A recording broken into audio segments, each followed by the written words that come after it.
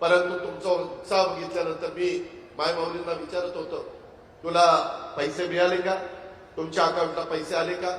अनेक जण 60 ते 70% महिला मला सांगत होत्या की दादा आमच्या अकाउंटला पैसे आले, आम्हाला पैसे मिळाले. हे सगळं करत असताना यावेळेस गरीब वर्गाला पुढे आणण्याच्या करता महायुतीच्या सरकारने हा प्रयत्न केला. त्याच्यामध्ये कुठल्याही जातीचा, पातीचा, नात्याचा, गोत्याचा विचार केला नाही. समाजातल्या सर्व महिलांना, त्या कोणत्याही धर्माच्या, जातीच्या, पंथाच्या असो, एकही माझी भगिनी त्याच्यामध्ये वंचित राहता कामा नये. जिचं उत्पन्न 2.5 लाखापर्यंत आहे अशा पद्धतीचा क्रांतिकारी निर्णय घेतला. काही महिला मला म्हणाल्या की दादा आम्ही 3,000 रुपये आमच्या अकाउंटला आले, त्याचं राखी तयार करण्याच्या करता आम्ही साहित्य आणलं, दोरा आणि जे काही लागतं ते 3,000 रुपयात, आणि राख्या केल्यानंतर आम्ही त्या राख्या विकल्या.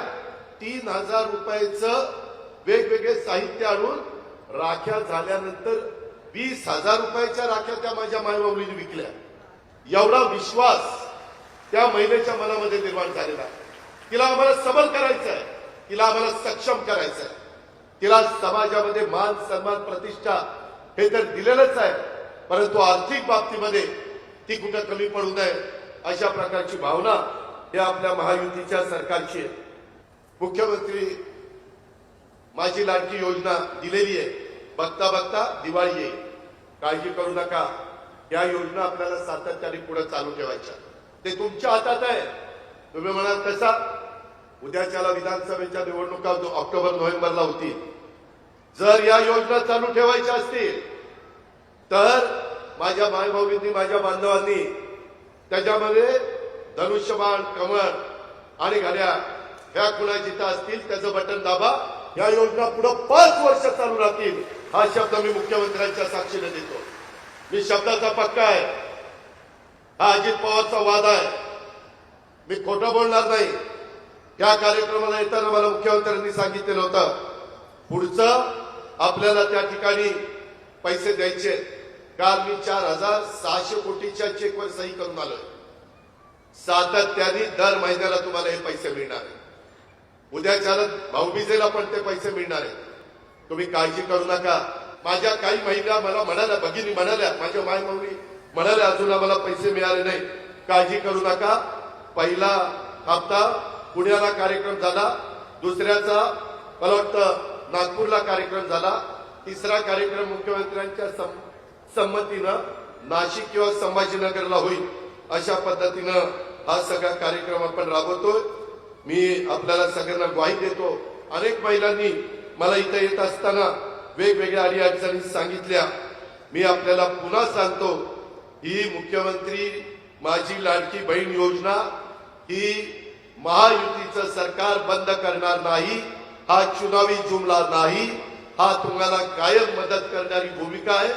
उलट राज्याच्या मुख्यमंत्र्यांनी पुढे याच्यामध्ये वाढच होईल, परंतु कमी होणार नाही अशा पद्धतीने जाहीर केलेलं आहे.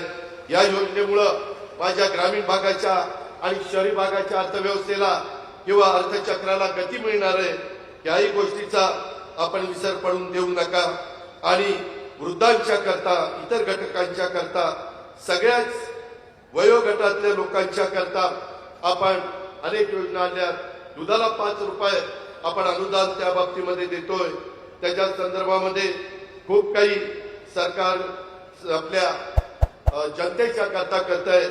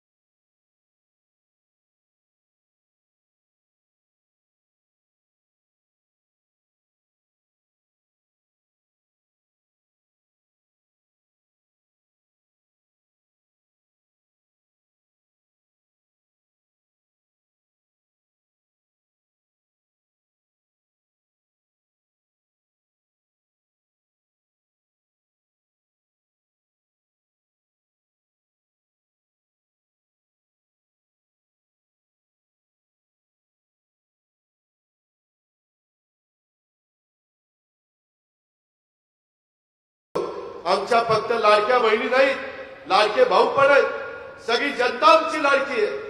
त्याच्यामुळं कुणी असं वाटून घेऊ नका की आम्हाला काही मिळेल का नाही, सर्वांना दिलं जाईल. आणि हे देत असताना विकास कामाला देखील हे महाराष्ट्र सरकार पैसा कमी पडू देणार नाही. डेव्हलपमेंट पण चालू ठेवेल. या राज्याचा सर्वांगीण विकास करण्याचं काम एकनाथराव शिंदे, देवेंद्रजी, मी आणि आमचं सगळं सरकार त्या ठिकाणी करेल अशा प्रकारचा शब्द देतो आणि आपल्या सगळ्यांची रजा घेतो. जय हिंद, जय महाराष्ट्र.